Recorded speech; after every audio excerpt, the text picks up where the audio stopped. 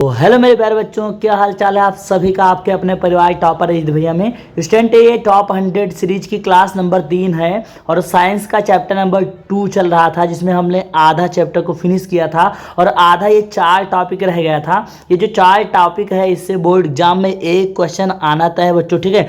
तो ये वीडियो काफ़ी ज़्यादा इंटरेस्टिंग होने वाली है, तो वीडियो में अंत तक जरूर बने रहें। आइए शुरुआत करते हैं। सबसे पहला हमको पढ़ना है प्लास्टर ऑफ पेरिस बच्चों, ठीक है। तो प्लास्टर ऑफ पेरिस के बारे में हम लोग जानेंगे, ये बहुत इंपॉर्टेंट है।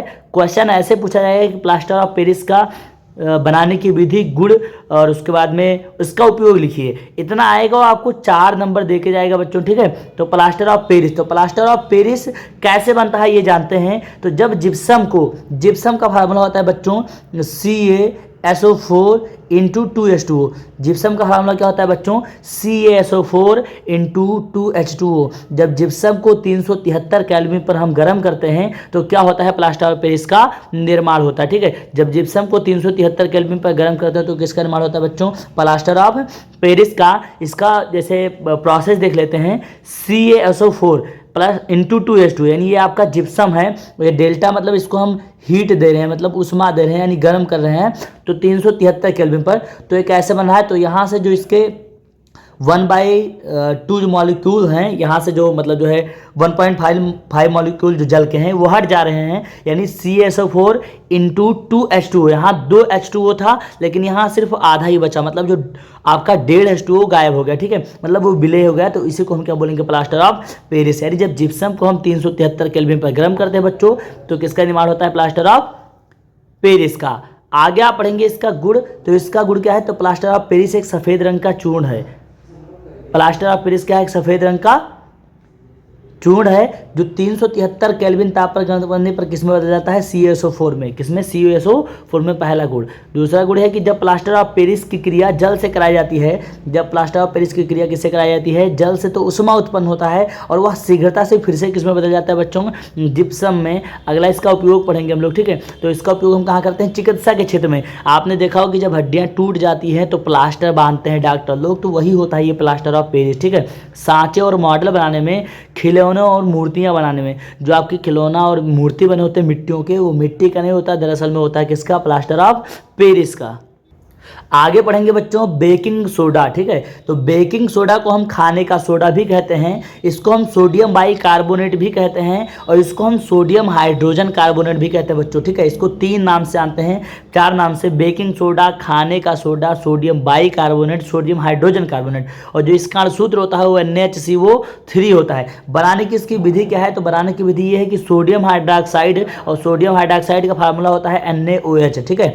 तो सोडियम हाइड्रोक्साइड के सांद्र विलयन में जब हम अधिक मात्रा में CO2 मतलब कार्बन डाइऑक्साइड गैस को क्या करते हैं? प्रवाहित करते हैं बच्चों, ठीक है। तो किसका निर्माण होता है? बेकिंग सोडा का निर्माण होता है। इसका प्रोसेस देख लेते हैं। जैसे 2NaOH plus CO2 gives out Na2CO3 plus में H2O। यहाँ ये सोडियम कार्बोनेट मिल गया तुमको, ठीक है। अब सोडियम कार्बोनेट को फिर से जल में प्लस CO2 गैस से कराएंगे तो क्या बन जाएगा? सोडियम हाइड्रोजन कार्बोनेट, अर्थात बेकिंग सोडा, यानी खाने का सोडा आपको प्राप्त होगा, ठीक है। अगला आप पढ़ेंगे इसके गुण। तो इसके गुण क्या है? तो यह एक सफ़ेद क्रिस्टलीय जल में अल्प विलय होने वाला पदार्थ है। इसका जलीय विलयन कैसा होता है? अम्लीय, मतलब ये अम्लीय होता है। इसको गर्म करने पर यह धावन सोडा में टूट जाता है, ठीक है। इसका उपयोग क्या है? इसका उपयोग हम करते हैं खाना पकाने में, यानी खस्ते, पकौड़े ये सब बनाने में, अग्निशामक यंत्रों में, केक व पाव रोटी बनाने में, ठीक है। आगे पढ़ेंगे बच्चों धावन सोडा, ठीक है। ये जो मैंने 4 पढ़ाए बहुत इंपॉर्टेंट है आपके एग्जाम के लिए, इसमें चारों में से एक जरूर आना है। अगर इसका आप सभी को फ्री PDF चाहिए तो आप सभी लोग हमारे टेलीग्राम ग्रुप को जरूर ज्वाइन करें। टेलीग्राम ग्रुप का लिंक जो है वीडियो के डिस्क्रिप्शन में दिया गया है। वीडियो को लाइक करें, प्यारा सा कमेंट करें, चैनल को सब्सक्राइब करके दोस्तों के पास शेयर जरूर करें, ठीक है। धावन का सोडा, धावन सोडा को हम कहते हैं धोने का सोडा या सोडियम कार्बोनेट, और इसका फार्मूला होता है Na2CO3 इंटू 10H2O। 10H2 मतलब इसमें जल के जो है 10 मॉलिक्यूल होते हैं, यानी 10 अणु होते हैं, ठीक है। तो सोडियम हाइड्रोक्साइड के सांद्र विलयन में जब हम सोडियम हाइड्रोक्साइड का फार्मूला क्या होता है बच्चों? NaOH, ठीक है। सोडियम हाइड्रोक्साइड के सांद्र विलयन में जब हम CO2 गैस प्रवाहित करते हैं, CO2 मतलब कार्बन डाइऑक्साइड को प्रवाहित करते हैं, तो हमें सोडियम कार्बोनेट प्राप्त होता है। इसे हम सोडा एस के नाम से भी जानते हैं। चाहे हम धावन सोडा कहें, चाहे धोने का सोडा कहें, चाहे सोडियम कार्बोनेट कहें और चाहे सोडा एस बोलें, सब एक ही है।